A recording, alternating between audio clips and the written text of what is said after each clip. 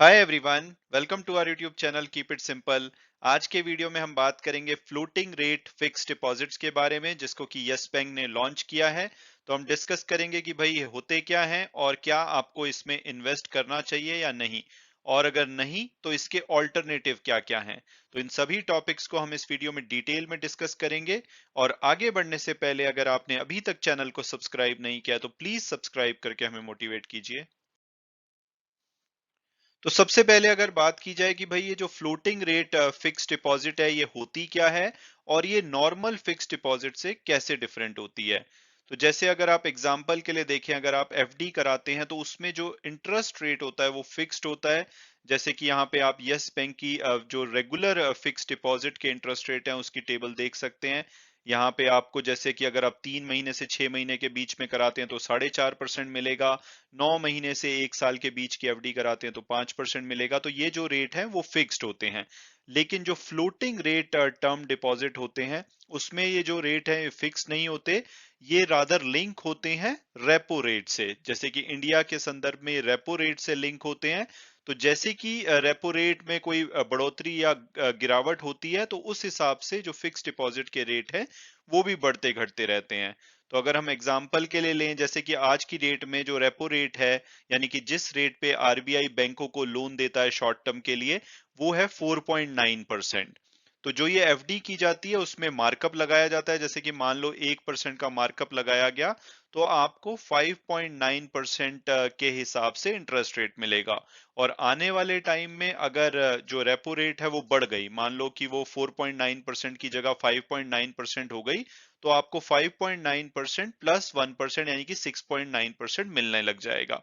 और सिमिलरली अगर ये 4.9% से घट के 3.9% हो गई तो आपका जो इंटरेस्ट रेट है वो 3.9% प्लस 1% का मार्कअप यानी कि 4.9% हो जाएगा।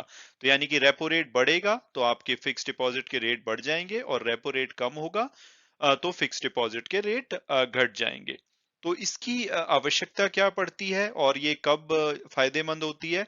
तो ये फायदेमंद होती है जबकि आपको उम्मीद हो कि आने वाले टाइम में जो इंटरेस्ट रेट है वो बढ़ने वाले हैं। जैसे कि अभी रेपो रेट मई और जून में मिलाकर के 0.9% बढ़े हैं, और आने वाले टाइम में भी जैसे कि इन्फ्लेशन बहुत ज्यादा है तो उम्मीद की जा रही है कि अगले 6 महीने से 1 साल के बीच में रेपो रेट यहाँ से फर्दर 1% तक बढ़ सकते हैं। तो ऐसे में अगर आप मान लीजिए कि आज की डेट में एक रेगुलर एफडी कराते हैं, जैसे यस बैंक की ये टेबल है, आप मान लीजिए 3 साल की एक एफडी कराते हैं, आपको 6.5% का फिक्स्ड इंटरेस्ट मिलेगा 3 साल के लिए।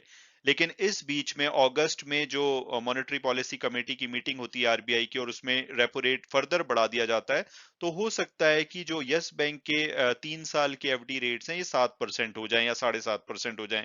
लेकिन आप क्योंकि ऑलरेडी एफडी करा चुके हैं तो आप 3 साल तक 6.5 पे फंस जाएंगे। और अगर आप इसको विड्रॉ करके दूसरी नई एफडी कराते हैं तो उसमें आपको पेनल्टी इतनी लग जाएगी कि नई एफडी के रेट का फायदा भी नहीं होगा। और अगर आप सोचते हैं कि भाई मैं 3 साल की कमिटमेंट नहीं लेता हूँ, थोड़े टाइम के लिए करा लेता हूँ क्योंकि आगे आने वाले टाइम में जो रेट है वो बढ़ेंगे, जैसे कि आप 90 डेज का कुछ कराते हैं तो आपको वैसे ही इंटरेस्ट रेट है वो काफी कम मिलेंगे।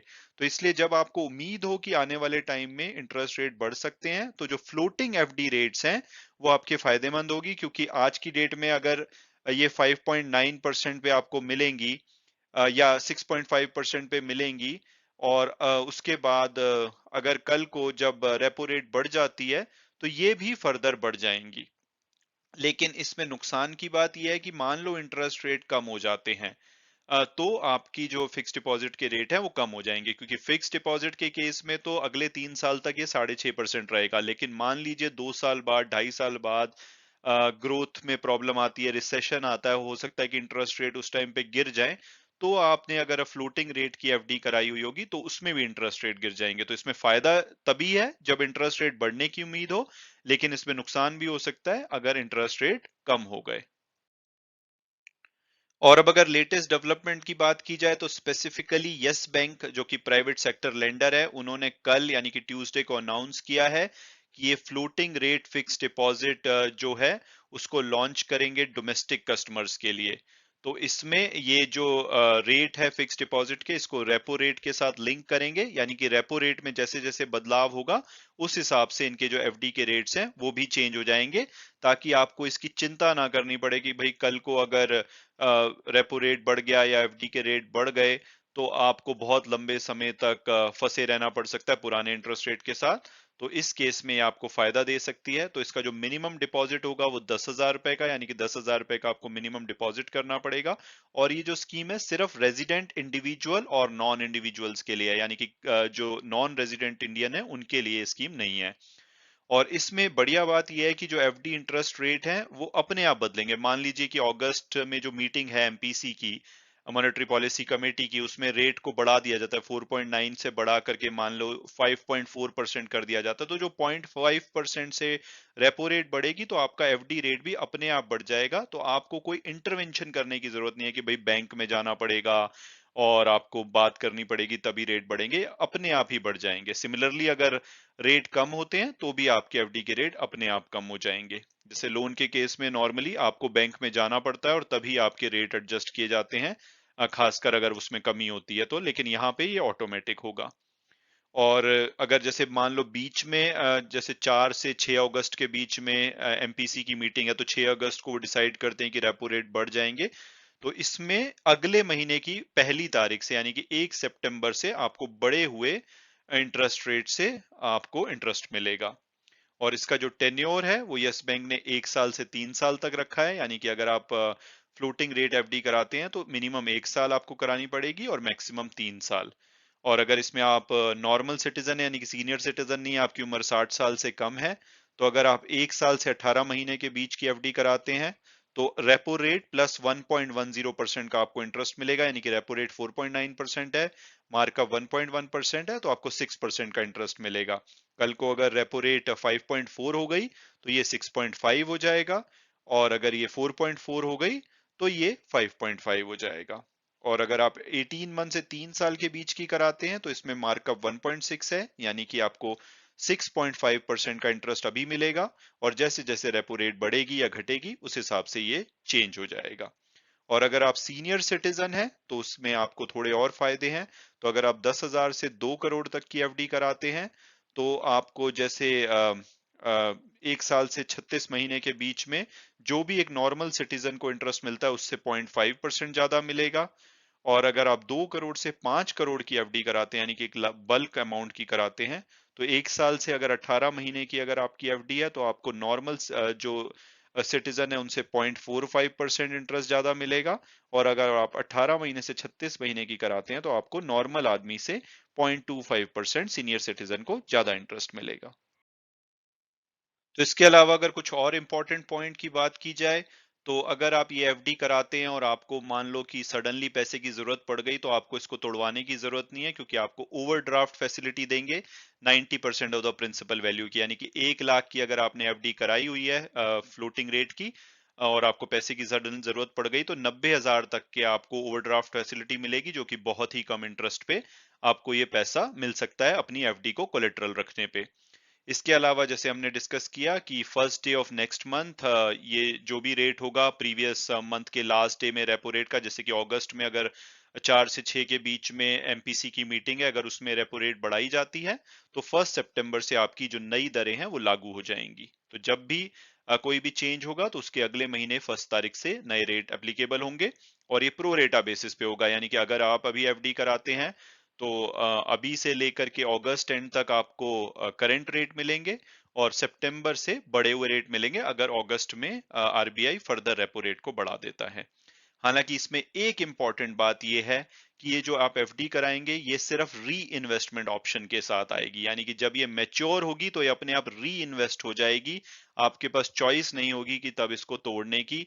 तो ये री इन्वेस्ट होती रहेंगी। जब भी आप इसको तोड़ेंगे तो इसको प्री मैच्योर विड्रॉल माना जाएगा। तो इसके लिए आपको बैंक से चेक करना पड़ेगा कि भाई अगर आप मेच्योरिटी के बाद पैसे लेना चाहते हैं तो कोई ऑप्शन है, बट अभी के लिए डॉक्यूमेंट में री इन्वेस्टमेंट ऑप्शन ही दे रखा है कि ये सिर्फ री इन्वेस्टमेंट होगी। और इसमें जो इंटरेस्ट अमाउंट होगा वो मेच्योरिटी पे मिलेगा, यानी कि आपको क्वार्टरली या मंथली पे आउट की ऑप्शन आपके पास नहीं होगी। और जब आप इसको प्री मैच्योर विड्रॉ कराते हैं, मान लो आपको पैसे की सडन जरूरत पड़ गई लंबे समय के लिए, तो आप इसको प्री मैच्योरली विड्रॉ कराना चाहते हैं, तो इसमें पेनल्टी बहुत ही ज्यादा हैवी है।